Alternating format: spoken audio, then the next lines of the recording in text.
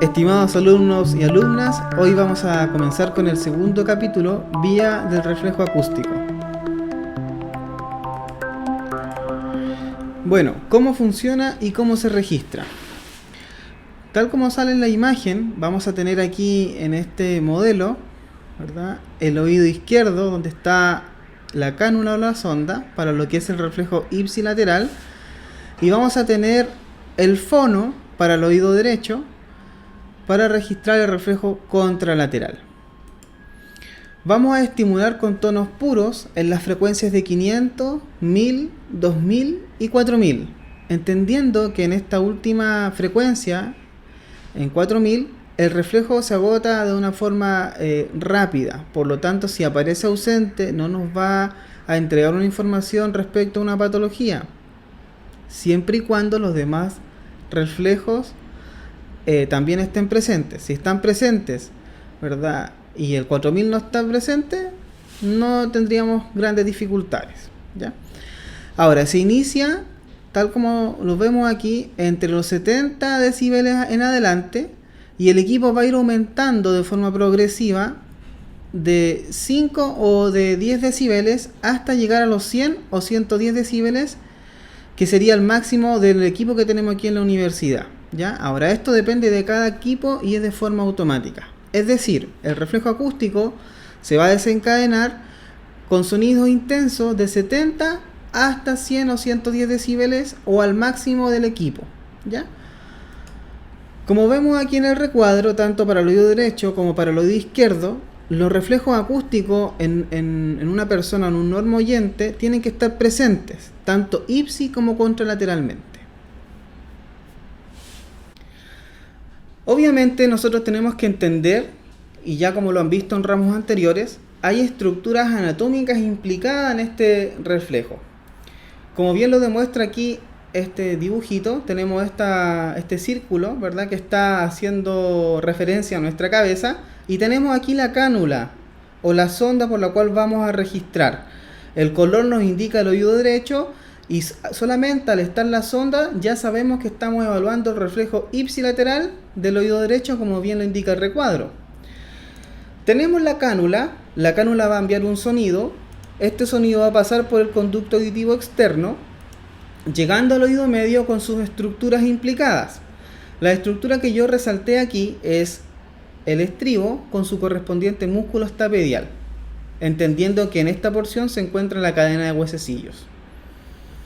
Luego, este sonido va a llegar a la cóclea, donde va a ser registrado, ¿verdad?, y va a salir de forma aferente por el octavo par craneal, el nervio estatoacústico, siguiendo su vía ascendente a los núcleos cocleares. De los núcleos cocleares se va a dirigir al complejo olivar superior, y del complejo olivar superior va a salir una respuesta eferente, una respuesta motora, ¿verdad?, por el séptimo par craneal, que es el nervio facial, y una rama de este nervio facial, que es la rama estapedial, va a inervar al músculo estapedial, retirando la platina del estribo de la ventana oval cuando hayan sonidos que son de 70 o más decibeles, para proteger precisamente al órgano de la audición que se encuentra en la cóclea, que es el órgano de Corti. Importantísimo entender que tanto los núcleos cocleares como el complejo olivar superior se encuentran a nivel del tronco encefálico, y ese sería el reflejo ipsilateral del oído derecho. Por otra parte, tenemos el reflejo contralateral del oído izquierdo, ¿verdad? Si ustedes se dan cuenta, la cánula ya no aparece completamente en color rojo.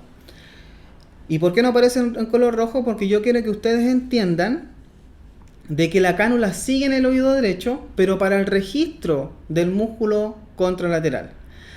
Entonces, vamos a enviar un sonido, ¿verdad?, por el fono en el oído izquierdo. Este sonido, este estímulo sonoro va a llegar al CAE, va a llegar al oído medio, va a llegar a la cóclea, ¿verdad? De la cóclea va a salir una respuesta aferente por el octavo par craneal, va a llegar al núcleo coclear del oído izquierdo, y aquí es donde se produce el efecto o el reflejo contralateral. Si ustedes ven, la vía se cruza pasando la línea media y va a llegar al complejo olivar superior del oído derecho.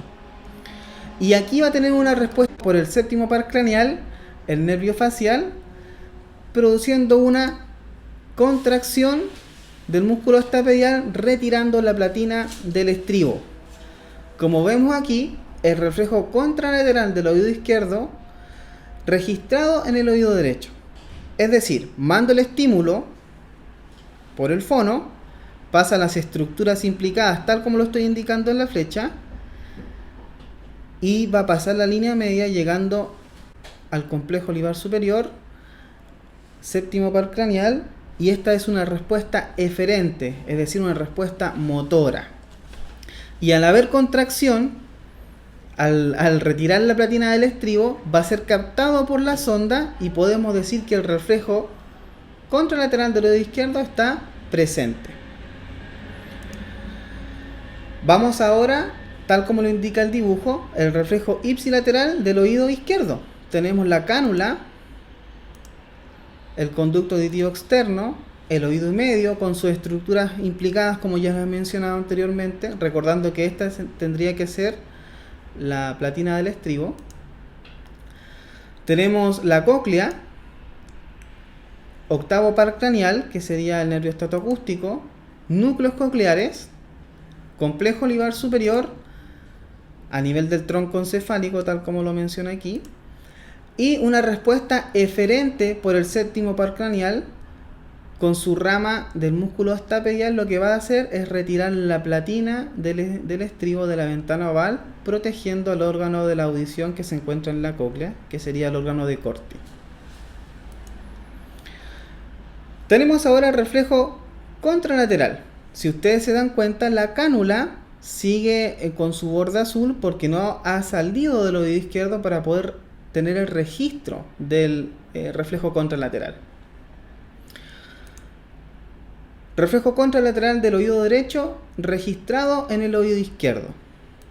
Tenemos que el sonido sale del fono, llega al conducto auditivo externo, llega al oído medio. Tenemos aquí su estructura implicada del oído medio. Tenemos lo que es la cóclea, octavo par craneal, con una respuesta que es aferente, es decir, está llevando hacia arriba el estímulo sonoro. Llega a los núcleos cocleares, como vemos aquí, y aquí también va a pasar la línea media. Ya pasa la línea media llegando al complejo olivar superior del oído izquierdo. Como ustedes ven aquí, está en azul el borde para que ustedes entiendan de que esto es el oído izquierdo, pero estamos viendo el reflejo contralateral del oído derecho. Llegando por su rama eferente, que es el séptimo par craneal, al músculo estapedial, retirando la platina del estribo. Entonces, ahora tenemos que unir lo que yo les presenté en forma individual y tenemos que entenderlo. Para esto, presten mucha atención a lo siguiente. Tenemos la cánula registrando un reflejo ipsilateral del oído derecho, ¿verdad? Va a pasar por el oído medio. Este sonido va a llegar a la cóclea, va a salir una respuesta aferente por el octavo par craneal, va a seguir su vía ascendente por los núcleos cocleares hasta llegar al complejo olivar superior, y de aquí una respuesta motora, es decir, una respuesta eferente retirando la platina del estribo, lo que haría que esta platina se retirara de la ventana oval. Y vamos a tener, por lo tanto, un reflejo ipsilateral del oído derecho presente, tal como se menciona ahí. Ahora vamos a ver el reflejo contralateral. Aquí voy a enviar el estímulo sonoro, ¿verdad? Envío el estímulo sonoro, entra al conducto auditivo externo, llega al oído medio, va a llegar a la cóclea, ¿verdad? De la cóclea va a salir la respuesta aferente por el octavo par craneal, llega en forma ascendente a los núcleos cocleares y de ahí se produce un entrecruzamiento, una decusación. Si ustedes ven la flecha, se cambia hacia el oído derecho, va a llegar al complejo olivar superior, una respuesta motora eferente por el séptimo par craneal y va a haber una contracción del músculo estapedial del oído derecho, lo que significa que hubo una respuesta contralateral positiva, como se verifica aquí en el signo. Ahora tenemos que evaluar el otro oído, ¿verdad? Empezamos con el oído izquierdo. Oído izquierdo tenemos la cánula, envía el sonido, conducto auditivo externo, oído medio, cóclea, octavo par, núcleo coclear, complejo olivar superior, respuesta motora eferente, ipsilateral. Ahora respuesta contralateral, envío el sonido, oído medio, cóclea, octavo par, núcleos cocleares. Se produce una decusación, como lo indica aquí en la flecha, llegando al complejo olivar superior del oído izquierdo, rama motora eferente del séptimo par del oído izquierdo, produciendo la contracción del músculo stapedial y retirando la platina del estribo. Por lo tanto, yo consigno una respuesta positiva contralateral del oído derecho. Importantísimo lo que vamos a ver ahora a continuación. Esto es donde la mayoría se confunde. La notación del contralateral se registra o se anota en el dibujo del fono. Vamos a explicar aquí. Tenemos, ¿verdad?, contra y contra, donde están los fonos, y ipsi, ipsi, donde están las cánulas. Los colores se van a respetar, ¿verdad? Para el oído derecho el rojo, para el oído izquierdo el azul.